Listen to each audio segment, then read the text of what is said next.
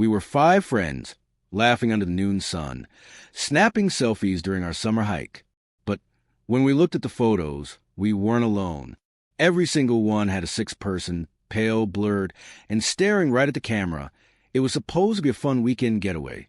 5 of us out in the hills, hiking the forest trails just past the old ranger station. We hadn't seen another soul all morning. The sun was out in full, the air warm and dry, and we were snapping selfies like always. Group shots, solo poses, candid laughs. We took maybe a dozen photos on a ridge, then found a shaded spot beneath a twisted oak to cool off. That's when Lily looked at her screen and frowned. "Who's that behind us?" she asked, her voice tight. We leaned in.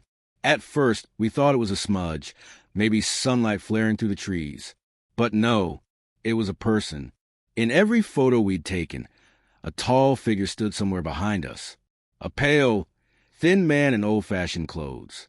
In the first few pictures, he was far back, half hidden among the trees. In the later ones, he was closer, too close. "What the hell?" Jake said, scrolling faster. The figure never changed posture. Arms at his sides, back stiff, head slightly tilted. His face was blurred, not like motion blur or bad focus. It looked smeared, like someone had taken an eraser to just his features. And yet, even with no eyes, it felt like he was staring straight at the lens. We tried to rationalize it. Maybe a hiker? But how could someone be behind us in every photo, even when we turned to face different directions? Even in selfies with no background, just close-ups of us with blue sky overhead, he appeared, somehow impossibly in frame. We deleted the photos, nervous laughter bubbling up. Probably a trick of light.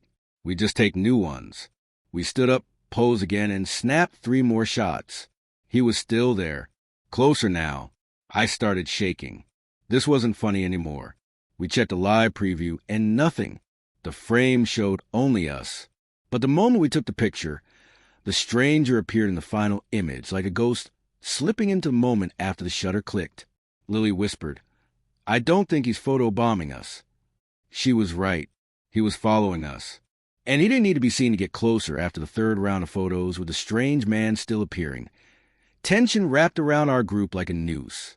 We stopped taking pictures. No more jokes, no more smiles. Every one of us felt it, the sensation that something unseen was watching, creeping ever closer. But none of us wanted to say it aloud. We turned back toward the main trail, hoping to shake the unease by just moving. That's when Sarah noticed her phone was missing. She had zipped it into her side pouch. We all saw her do it, but now it was gone. We retraced our steps. Nothing.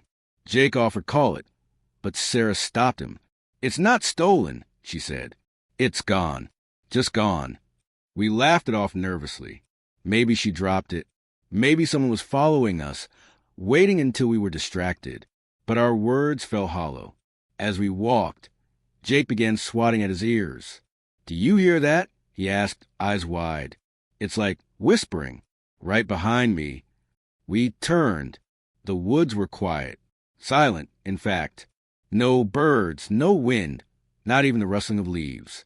Then it happened. Maya was in front of us, no more than 3 feet ahead. We were walking in a line, single file.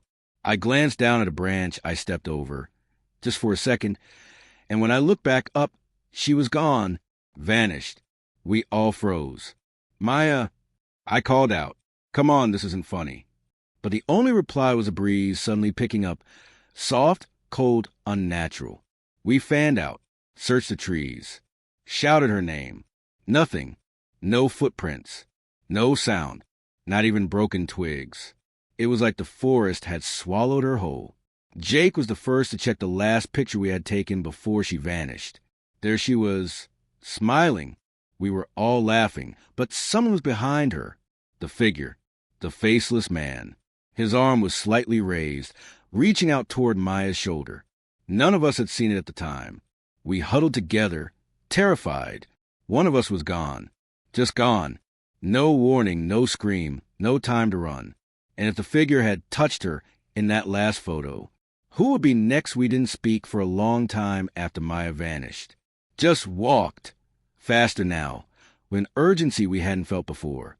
The trail suddenly felt unfamiliar, twisted. The trees looked wrong. Sarah swore we'd already passed the same fallen log 3 times. Jake was muttering to himself under his breath, something about counting steps backward.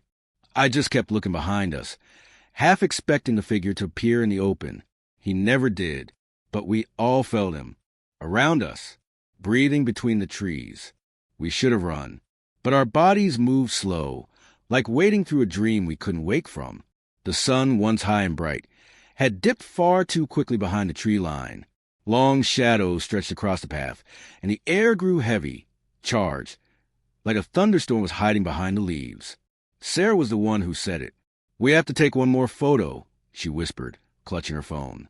"If he takes us, at least people will know. At least someone will see." Jake objected. I didn't have the words to agree or stop her. So we huddled, just the 4 of us now, arms tight, hearts pounding. Sarah held out her phone. "Say something," she whispered. No one did. The shutter clicked. We didn't check the photo right away. We just started walking again, more desperate than before. That's when I realized Sarah wasn't beside me anymore. I had just felt her arm around mine. Her voice still rang in my ears. But when I turned, nothing. No crunch of footsteps. No scream. She was gone like Maya, like she'd never been there. Jake and I stood frozen, trembling. I took Sarah's phone from the ground where it now lay. Screen still lit. The photo was open. Only 3 people were in the picture.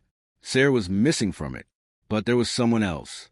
Him, the faceless man, now front and center, towering behind Jake and me, his hand nearly touching my shoulder. His presence in the photo was more solid now, more defined, like he was feeding off every snap we took, becoming real. A soft ping sounded. A system notification appeared at the top of the screen. Memory saved. June 7th to 5th faces detected. Jake looked at me, eyes wide. 5, he whispered. There were only 2 of us left. But the phone saw 5 not everything that appears in a photo belongs in this world. And some things become stronger the more attention we give them.